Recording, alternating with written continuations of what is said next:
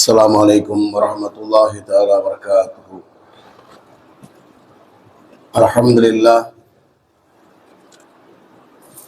அன்புக்கும் மன்னியத்திற்கும் உரிய அல்லாஹுவின் நல்லடியார்களே,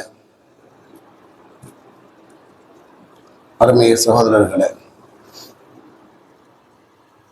அல்லாஹுடைய அளப்புறம் கருணையினால்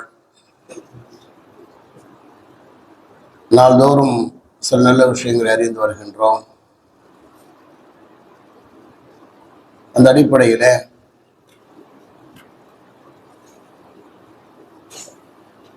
ஹஜ்ரத் ரசூலுல்லாஹி ஸல்லல்லாஹு அலைஹி வஸல்லம் உடைய உம்மத்தினர்களுக்கு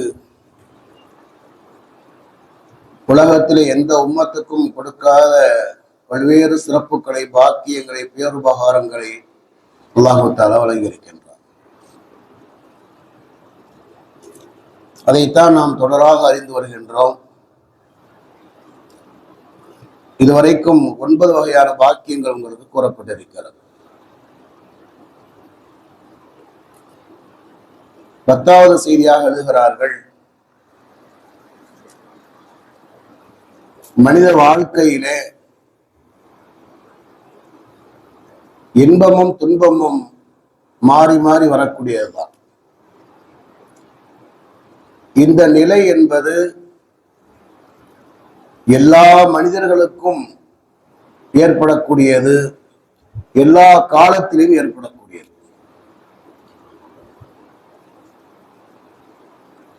ஆனா நம்ம என்ன நினைக்கிறோம்னா, நம்முடைய வாழ்க்கையில கஷ்டம் வருகிற நேரத்துல மற்றவர்களை பார்த்து விட்டு அவருக்கு என்ன, அவர் நல்லா இருக்கார், நம்ம தான் கஷ்டப்படுறோம் என்பதாக ஒவ்வொரு மனிதனுடைய வாழ்க்கையிலுமே ஒவ்வொரு வகையான சோதனைகள் இருக்கத்தான் செய்கின்றன. ஒவ்வொரு மனிதனுடைய வாழ்க்கையில ஒவ்வொரு வகையான சோதனைகள் தான்.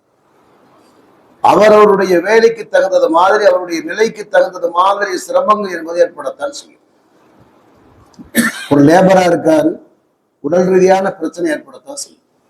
ஒரு ஆபீசரா இருக்காரு, மென்டல் டார்ச்சர் இருக்கத்தான் செய்யும்.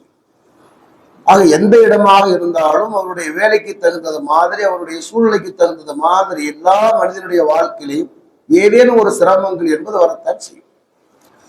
இன்பம் துன்பம் மாறி மாறி வரக்கூடியதான் இந்த வாழ்க்கை. அடிப்படையில இதை நாம் புரிந்து கொள்ள வேண்டும்.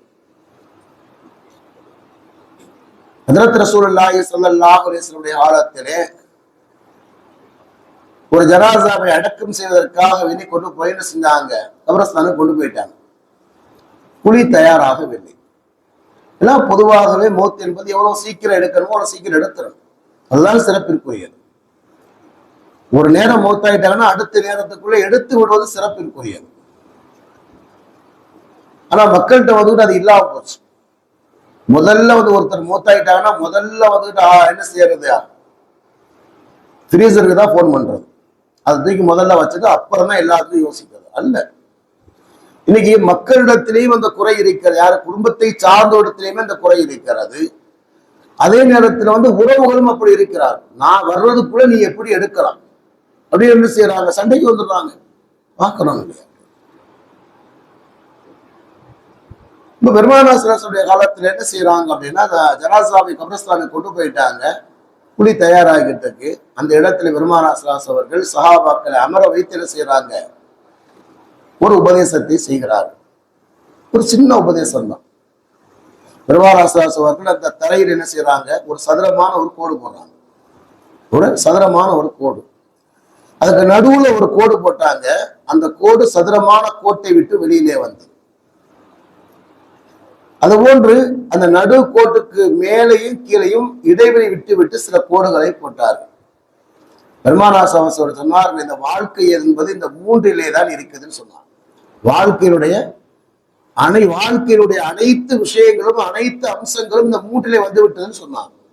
முதலாவது, 4 புறத்திலுமே போடப்பட்ட சதுரமான கோடு இருக்கு இல்லையா, இது மனிதனுக்கு அல்லாஹ் தஆலா கொடுத்திருக்கின்ற அஜல் என்ற தவணை. இந்த உலகத்திலே ஒரு மனிதன் எங்கு ஓடினாலும் எங்கு வாழ்ந்தாலும் அந்த தவணையை தாண்டி அவனால வாழ முடியாது. லிக்குல்லி உம்மத்தின் அஜல், அல்லாஹ் தஆலா ஒவ்வொரு மனிதனுக்கும் ஒரு என்ன செய்கின்றான், தவணை ஏற்படுத்தியிருக்கின்றான். ஒவ்வொரு சமுதாயத்துக்கும் ஒவ்வொரு மனிதனுக்கும் அல்லாஹ் தஆலா ஒரு தவணை ஏற்படுத்தியிருக்கின்றான். அந்த தவணை வந்து விட்டால் ஒரு நொடி முந்தவும் செய்யாது பிந்தவும் செய்யாது.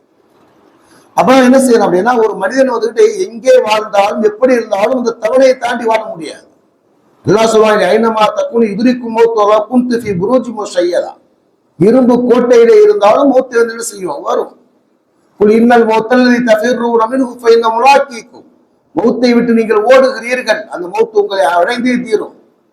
யாரும் மௌத்தை விட்டும் தப்பித்தவர் இந்த உலகத்தில் யாரும் கிடையாது. அல்லாஹ்வை தவிர இந்த உலகத்தில் எல்லோருக்கும் மௌத்து இருக்கிறது. குல்லு ஷைன் ஹாலிக்கு இல்லா வஜஹு, அல்லாஹ்வை தவிர எல்லாத்துக்கும் மௌத்து இருக்கு. ஒண்ணு. இரண்டாவதாக அந்த நடுவுல ஒரு கோடு போடுறாங்கல்ல, நடுவுல ஒரு கோடு போடுறாங்க. அந்த சதுரமான கட்டடத்தை தாண்டி வெளியில வர்ற மாதிரி ஒரு கோடு மனிதனுடைய ஆசைகள். எல்லா மனிதனுக்கும் ஆசை இருக்கு. எல்லா மனிதனுக்கும் எவ்வளவு ஆசை இருக்கும் அப்படின்னு கேட்டா, அவனுடைய தலைமுறையை தாண்டி, அதாவது அவனுடைய காலத்தை தாண்டி வந்து ஆசை இருக்கும். எல்லா மனிதனும் உழைக்கிறது எதுக்கு அப்படின்னு கேட்டா, தான் சாப்பிடுவதற்காக அல்ல. தன்னுடைய வந்து என்ன செய்த பிள்ளைகள், தன்னுடைய காலத்துக்கு பிறகு தன்னுடைய பிள்ளைகள் என்ன செய்ய கஷ்டப்படக்கூடாது, அதனுடைய பிள்ளை கஷ்டப்படக்கூடாது என்று சொல்லி என்ன செய்யறாங்க அப்படின்னா, மனிதர்கள் தன்னுடைய வயதை தாண்டி ஆசைகள் என்பது எல்லோருக்கும் இருக்கிறது. எல்லாரும் என்ன செய்யறாங்க, ஆசைப்படுறாங்க. மூன்றாவதாக இதுக்காக அந்த செய்தியை சொல்ல வரேன். அந்த நடுக்கோட்டில் என்ன செய்யறாங்க, அதுக்கு மேலே கீழே என்ன செய்யற இடைவெளி விட்டு விட்டு சில கோடு போடுறாங்கல்ல. பெருமானா சொல்றாங்க, மனிதனுடைய வாழ்க்கையில் ஏற்படுகின்ற இன்பமும் துன்பமும் மாறி மாறி வரும். அந்த சின்ன கோடு என்பது என்ன செய்யறது, இன்பம். நடுவுல பள்ளம் என்பது, இடைவெளி என்பது துன்பம். மனிதனுடைய வாழ்க்கையில எந்த மனிதனுடைய வாழ்க்கையா இருந்தாலும் இன்பம் துன்பம் வரத்தான் செய்யும். அல்யோமுலனா வலியோம் அறைனா, ஒரு நாள் நமக்கு சாதகமாக இருக்கு, ஒரு நாள் நமக்கு பாதகமாக இருக்கும். ஒரு நாள் நமக்கு சந்தோஷமா இருக்கும், ஒரு நாள் கவலையா இருக்கும். அது மட்டுமல்ல, ஒரே நாளையிலேயே ஒரு பொழுது சந்தோஷமாக இருக்கும், ஒரு பொழுது கவலையாக இருக்கும். என்னடா இந்த உலகத்திலே நம்ம என்ன விளங்கணும்னா, இந்த உலகத்திலே எல்லா மனிதனுடைய வாழ்க்கையிலையும் துன்பங்கள் என்பது வரக்கூடியது. அதை விட்டும் தப்பித்தவன் யாரும் இல்லை. ஒரு செய்தி. இரண்டாவது செய்தி எழுதுறாங்க, துன்பம் என்பது இரண்டு வகையாக இருக்கிறது. துன்பம் என்பது இரண்டு வகையாக இருக்கிறது. ஒன்னு சோதனை, இன்னொன்று வேதனை. ஒன்னு சோதனை, இன்னொன்று வேதனை. சோதனைக்கு வேதனைக்கு என்ன வித்தியாசம் அப்படின்னா, அறிஞர் ஒருவருக்கு எழுதுகிறார்கள், மனிதனுடைய வாழ்க்கையில ஏற்படுகின்ற துன்பங்கள் அவனை அல்லாஹ்வை விட்டும் தூரமாக ஆக்கினால் அது வேதனை. அவனுடைய வாழ்க்கையில் ஏற்படுகின்ற கஷ்டங்கள் அல்லாஹ்வை விட்டும் அவனை தூரமாக ஆக்கினால், அல்லாஹ்வுடைய புறத்திலிருந்து அது வரக்கூடிய சாபமாக இருக்கின்றது, அது வேதனையாக இருக்கின்றது. இவன் தொழுதுகிட்டு இருந்தார் ஒருத்தர், என்ன செய்யறா, திடீர்னு அவருக்கு என்ன தொழு வர்றதில்லை. அப்படி ஒரு ஆளை பார்த்தேன், இல்லைங்க தொழு வந்துகிட்டு இருந்தீங்க, ஒரு ஆளை காண தொழு என்னத்தான் சித்த பண்ண, தொழு ஒரே கஷ்டங்களாக தான் இருக்கு, கஷ்டத்துக்கு மேல கஷ்டமா இருக்கு, அதனால பிறகு பார்த்துக்கலாம் விட்டுட்டேன். அப்ப மனிதனுடைய வாழ்க்கையில ஏற்படுகின்ற துன்பங்கள் அவனை அல்லாஹ்வை விட்டும் தூரப்படுத்தினால் அதுக்கு பேரு வேதனை. மனிதனுடைய வாழ்க்கையில ஏற்படுகின்ற துன்பங்கள் அல்லாஹ்வின் பக்கம் அவனை நெருக்கமாக ஆக்கினால் அது சோதனை. இது நல்லடியாருக்கு ஏற்படக்கூடியது. கஷ்டம் வருது, கஷ்டத்துக்கு மேல கஷ்டம், அடிக்கு மேல அடி அவர் விழுந்துகிட்டேதான் இருக்குது. ஆனால் அவர் எந்த இபாதத்தையும் விடவில்லை. அவர் இன்னும் இன்னும் விவாதம் செய்கின்றார், இன்னும் இன்னும் அல்லாஹ்விடத்திலே முறையிடுகிறார், மன்றாடுகிறார் என்று சொன்னால் இது உண்மையிலேயே சோதனை. அல்லாஹு தாலா இது நல்லடியாருக்கு அல்லாஹ் கொடுக்கிறார். இதற்கு பின்னாலும் அல்லாஹு தாலா என்ன செய்கிறார், பல ரகசியங்களை வைத்திருக்கிறார். இதை சொல்றதுக்கு முன்னால் ஒரு செய்தி சொல்றதுன்னா, இது இந்த உம்மத்துக்கு ஏற்படுகின்ற துன்பங்களை அல்லாஹு தாலா சோதனையாக கொடுத்திருக்கின்றார். இது இந்த உம்மத்துக்கு செய்த பாக்கியம். முந்தைய காலத்தில் ஏற்பட்ட துன்பங்கள் எல்லாம் அது வேதனையாகத்தான் இருந்தது. விளங்கிட்டீங்களா? என்று அல்லாஹு தாலா தன் திருமறையிலே சூரத்துல் ஆராஃப் என்ற சூராவினுடைய 133வது வசனத்தை அல்லாஹு தஆலா கூறுகின்றார். என்ன கூறுகிறான்? 7வது சூரா, ஃபர்சல்னா அலைஹிம் தூஃபான வல் ஜரான வல் கும்மர வல் லஃபாதி வத்தம ஆயாத்தி முஃபஸ்ஸலாத் ஃபஸ்தக்பரு வகானு கௌமன் முஜ்ரிமீன். அதாவது மூசா அலைஹிஸ்ஸலாமுடைய காலத்திலே அல்லாஹு தஆலா சில துன்பங்களை இறக்கி வைத்தார். என்ன துன்பங்கள்? கனமழையை இறக்கி வைத்தோம், வெட்டுக்கிளியை இறக்கி வைத்தோம், பேரை இறக்கி வைத்தோம், தவளைகளை இறக்கி வைத்தோம், ரத்தத்தை இறக்கி வைத்தோம். இதெல்லாம் என்ன செய்யறது? தெளிவான அத்தாட்சிகளாக இருந்தது. ஒன்றன் பின் ஒன்றாக இந்த சோதனைகள் அவருக்கு ஏற்பட்டது. எங்கே பார்த்தாலும் பேணு, எங்கே பார்த்தாலும் தவணை, எங்கு பார்த்தாலும் வெட்டுக்கடிகள், இது மாதிரியான சோதனைகளை எடுத்தோம் ஏற்படுத்தும். எந்த பொருள் எடுத்தால் ரத்தங்கள் இருக்கும். இதெல்லாம் நாம் ஏற்படுத்தினோம். அவர்கள் பாவியான மக்களாக இருந்தார்கள், அவர் பெருமை அடிக்கின்ற மக்களாக இருந்தார்கள். அவருக்கு தண்டனையாக நாம் அதை இறக்கி வைத்தோம் என்று அல்லாஹ் கூறுகின்றார். அதற்கு நூஹ் அலைஹிஸ்ஸலாமில் ஏற்பட்ட அந்த வெள்ளத்தை அல்லாஹ் கூறுகிற நேரத்தில் அதையும் அல்லாஹு தஆலா செய்கின்றான். தண்டனை என்பதாகத்தான் அல்லாஹு தஆலா கூறுகிறார், அதை வேதனை என்றுதான் அல்லாஹு தஆலா கூறுகிறார். அறிஞர் பெருமக்கள் எழுதுகிறார்கள், எல்லா மனிதனுடைய வாழ்க்கையிலுமே துன்பங்கள் ஏற்படும். ஆனால் முந்தைய சமுதாயத்துக்கு நமக்கு வித்தியாசம் என்னவென்று சொன்னால், முந்தைய காலத்திலே வாழ்ந்த சமுதாயத்துக்கு ஏற்பட்ட துன்பங்களை, முசீபத்துகளை அல்லாஹு தஆலா வேதனையாக ஆக்கி வைத்தான். அவைகள் என்ன செய்தாங்க? அல்லாஹ்வுடைய புறத்திலிருந்து வந்த என்ன செய்யறது? தண்டனையாக இருந்தது, அழிவாக இருந்தது. அவங்க என்ன செய்யறாங்க? சோதனைகள் வருகிற நேரத்துல அவங்க இன்னும் அல்லாஹ்வுக்கு தூரமாக்கிட்டு இருந்தாங்க. நான் ஏன் உங்களுக்கு வேதனைன்னு சொல்றேன் அப்படின்னா, அவங்களுக்கு அந்த சோதனைகள் வருகிற நேரத்தில் என்ன செய்தாங்க? அல்லாஹ் என்ன கூறுகிறான்? அவர் அவங்க என்ன செஞ்சாங்க? பெருமை அடித்துக் கொண்டிருந்தார்கள், பாவங்களை செஞ்சுக்கிட்டே இருந்தாங்க. ஆக அல்லாஹ்வுடைய புறத்தில் நமக்கு சோதனை வருதே, நமக்கு துன்பங்கள் வருதே, நம்ம இந்த பாவத்தை விடணுமே, மூசா அலைஹிஸ்ஸலாம் ஏற்றுக்கொள்ள வேண்டும் என்பதாக நினைக்கல. அல்லாஹ் கூறுக என்ன செய்யறாங்க அப்படின்னா, இதையெல்லாம் தொடராக நாம் இறக்கி வைத்தோம். அவர் பெருமை அடித்தார்கள், வக்கானு கோமுல் முஜ்ரிமீன், அவர் பாவங்கள் செய்த மக்களாக இருந்தார்கள். முந்தைய காலத்தில் ஏற்பட்ட அந்த துன்பங்கள் என்பது அது அவருக்கு என்ன செய்யறது? வேதனையாக இருந்தது. ஆனால் ஹஜ்ரத் ரசூலுல்லாஹி ஸல்லல்லாஹு அலைஹி வஸல்லம் உம்மத்திலே ஏற்படுகின்ற துன்பங்கள் எல்லாம் அவனுக்கு என்ன செய்கிறது? சோதனையாக இருக்கிறது. என்ன சோதனை? ஹஜ்ரத் ரசூலுல்லாஹி ஸல்லல்லாஹு அலைஹி வஸல்லம் உம்மத்திலே ஏற்படுகின்ற எந்த துன்பங்களாக இருந்தாலும் அது அந்த மனிதனுடைய வாழ்க்கையை மூன்றிலே ஒன்றை ஏற்படுத்துகிறது. இந்த மூன்று ஹதீஸையும் ஆயிஷா நாயகி அறிவிக்கிறாங்க, புகாரி முஸ்லிமிலே வருகிறது. பெருமானார் சொன்னாங்க, மாமின் முசீபத்துன் துஸீபுல் முஸ்லிம இல்லா கஃபரல்லாஹு பிஹா அன்ஹு ஹத்த ஷௌகத யுஷாக்குஹா. ஒரு முஸ்லிமுடைய வாழ்க்கையில ஏற்படுகின்ற எல்லா வகையான துன்பங்களும் அவனுடைய பாவத்துக்கு பரிகாரமாக இருக்கின்றது. அவனுடைய பாவத்துக்கு பரிகாரமாக இருக்கிறது. எந்த அளவுக்கு என்று சொன்னால், அவனுடைய காலிலே முள் தேய்த்தாலும் அது பாவத்துக்கு பரிகாரம். இது ஒரு ஹதீஸ்ல வருகிறது. இன்னொரு ஹதீஸ்ல என்ன வருகிறது என்று சொன்னா, இதே மாதிரி பெருமானார் சொல்லி விட்டு சொல்லுவாங்க, இல்லா கத்தபல்லாஹு லஹு பிஹா ஹஸனா அவ் ஹுத்தத் அன்ஹு பிஹா ஹதாயா. அவருடைய வாழ்க்கையில் ஏற்படுகின்ற அந்த முசீபத்துகள், துன்பங்கள் இருக்கிறதே, அதற்காக வேண்டி ஒரு நன்மை எழுதப்படுகிறது, இல்லாவிட்டால் ஒரு பாவங்கள் மன்னிக்கப்படுகிறது. மூன்றாவது ஹதீஸ்ல பெருமானார் சொல்றாங்க, இல்லா ரஃபஅல்லாஹு பிஹா தரஜா, அதன் மூலமாக அல்லாஹ் தஆலா ஒரு அந்தஸ்தை உயர்த்துகிறார். அப்ப நம்முடைய வாழ்க்கையில ஏற்படுகின்ற கஷ்டத்தை நினைத்து நாம் ஆதங்கப்படக்கூடாது.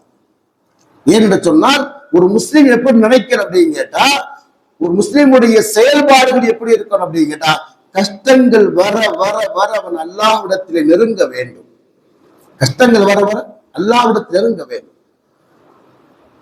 ஏன்னு சொன்னா, அப்போது அது எப்படி அந்த நெருக்கம் ஏற்படும் அப்படின்னா, நம்ம என்ன நினைக்கிறோம் அப்படின்னா, இந்த கஷ்டத்தை அல்லாஹ் கொடுத்திருப்பதன் மூலமாக என்னுடைய பாவத்தை மன்னிக்க நாடுகின்றான், அல்லது எனக்கு ஒரு நன்மையை தர நாடுகின்றான், அல்லது அல்லாஹ் தஆலாவுடைய அந்தஸ்தை உயர்த்த நாடுகிறான், இதற்காகத்தான் அல்லாஹ் கொடுக்கின்றான் என்ற எண்ணம் ஒரு முஸ்லிமுடைய உள்ளத்திலே வர வேண்டும். ஏனென்று சொன்னால், உலகத்திலே ஒரு பெற்றோர் தன்னுடைய பிள்ளையின் மீது வைத்திருக்கின்ற அன்பை விட 100 மடங்கு அல்லாஹ் தஆலா அன்பு செலுத்தக்கூடியவர்.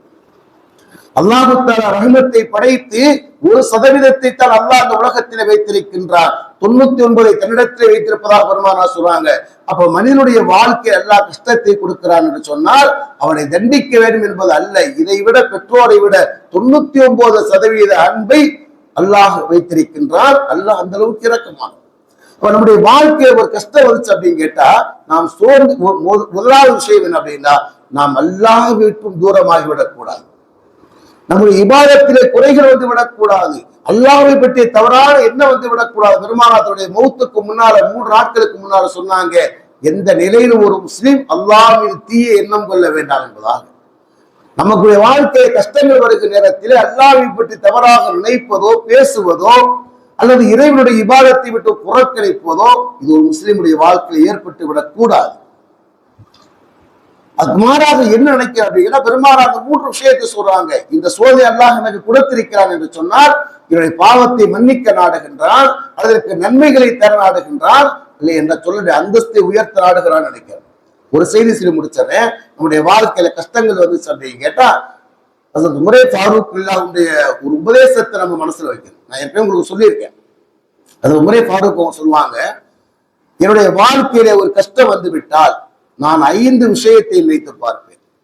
முதலாவது என்ன யோசிப்பேன் அப்படின்னா, இந்த துன்பம் என்னுடைய மார்க்கம் சார்ந்த விஷயத்திலே வரவில்லை என்பதாக நினைப்பேன். என்னுடைய கஷ்டம் என்ன செய்ய பெருசா தெரியாது.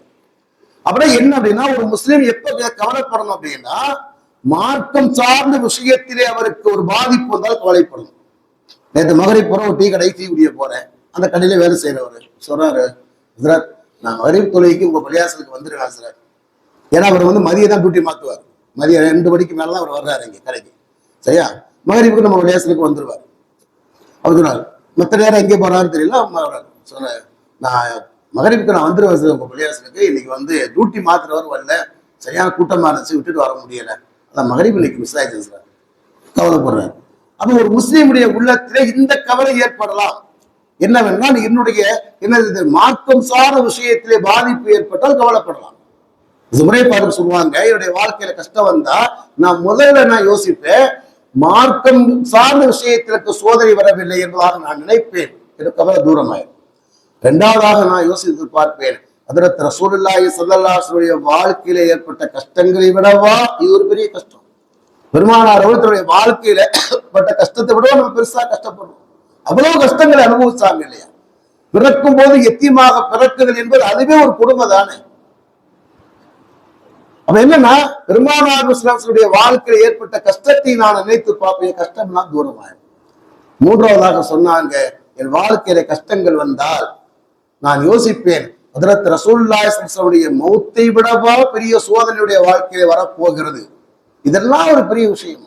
பெருமானாருடைய மௌத்தை விட இதெல்லாம் ஒரு பெரிய கஷ்டமானதாக என்று சொன்னால், பெருமானார் ஸல்லல்லாஹு அலைஹி வஸல்லம் மௌத்தி நேரத்திலே மதீனாவை நுழைந்து போனது. நான் என்னுடைய சுய நினைவை நான் இழந்து விட்டேன். நான் பைத்தியம் பிடித்தவனாக செய்த அடைந்த நேரம் அது. அப்படியெல்லாம் ஒரு வாழ்க்கைய கஷ்டத்தை பார்த்து இதெல்லாம் பெரிய கஷ்டம். நம்ம என்ன செய்யணும், ஒரு கஷ்டம் வருது, எவ்வளவோ கடந்து வந்துட்டோம், இதெல்லாம் பெரிய விஷயமா என்பதாக நம்முடைய வாழ்க்கையில் ஏற்பட்ட பெரிய கஷ்டத்தை நாம் நினைத்து பார்க்க நேரத்தில் இது ஒரு சின்ன விஷயமாயிரும். 4வதாக சொல்றாங்க, என் வாழ்க்கையில கஷ்டம் வந்தா நான் யோசிப்பேன், அல்லாஹ் இதன் மூலமாக என்னுடைய பாவத்தை மன்னிக்க நாடுகின்றான், அல்லது எனக்கு நன்மையை தர நாடுகின்றான், என்னுடைய அந்தஸ்தை உயர்த்த நாடுகிறான். சொல்றேன் இல்லையா? இதை நான் நினைத்து பார்ப்பேன், கஷ்டமா போயிடும். அல்லாஹ் எனக்கு ஏதோ ஒரு பிரதி உபகாரத்தை செய்ய நான் தந்திருக்கிறான். 5வதாக சொல்றாங்க, என்னுடைய வாழ்க்கையில கஷ்டம் வந்தால் எனக்கு கீழே இருக்கின்ற ஆயிரக்கணக்கான மக்களை நான் பார்ப்பேன். என்னுடைய கீழே இருக்கக்கூடிய எத்தனையோ மக்கள், கோடிக்கணக்கான மக்கள், அவரை நான் நினைத்து பார்ப்பேன். என்னை விட கஷ்டப்படக்கூடிய எத்தனை மக்கள் இருக்கிறார்கள் அப்படின்னு நான் யோசிச்சு பார்க்க நேரத்திலே அந்த கஷ்டங்கள் தூரமாகிவிடும். இப்ப நம்ம கஷ்டம் சொல்றோம், நம்மளோட எவ்வளவு கஷ்டப்படக்கூடிய மக்கள் இருக்காக செய்யறாங்க. அப்ப என்னன்னா நம்ம என்ன யோசிக்கணும் அப்படின்னா, நம்முடைய வாழ்க்கையில கஷ்டங்கள் வருகிறது என்று சொன்னால் இதன் மூலமாக என்ன செய்யணும் அப்படின்னா, அல்லாஹ் நமக்கு நன்மையை தருகிறார் என்பதாக நாம் நாட வேண்டும், நாம் நினைக்க வேண்டும். அதே நேரத்தில் நம்முடைய செயல்பாடுகள் இன்னும் அல்லாஹ்வின் நெருக்கமாக இருக்க வேண்டும். இந்த உம்மத்துக்கு செய்த உபகாரம் என்று சொன்னால், துன்பங்களை அல்லாஹு தஆலா நமக்கு என்ன செய்கின்றான், சோதனையாக ஆக்கினான், மற்றவருக்கு வேதனையாக ஆக்கினால் இது இன்னும் உம்மத்துக்கு செய்த உபகாரமாக இருக்கிறது. அல்லாஹு தஆலா நம்முடைய வாழ்க்கையில் ஏற்பட்ட கஷ்டங்களை நமக்கு நல்ல பிரதி உபகாரமாக ஆக்குவதோடு அந்த கஷ்டத்தை நீக்குவானா. அல்ஹம்துலில்லாஹி ரப்பில் ஆலமீன். சுப்ஹானல்லாஹி அஷ்ஹது அல்லா இலாஹ இல்லா அன்த அஸ்தக்ஃபிருக வ அத்தூபு இலைக். ஆமீன். சுப்ஹான ரப்பிக ரப்பில் இஸ்ஸத்தி அம்மா யசிஃபூன் வ ஸலாமுன் அலல் முர்ஸலீன்.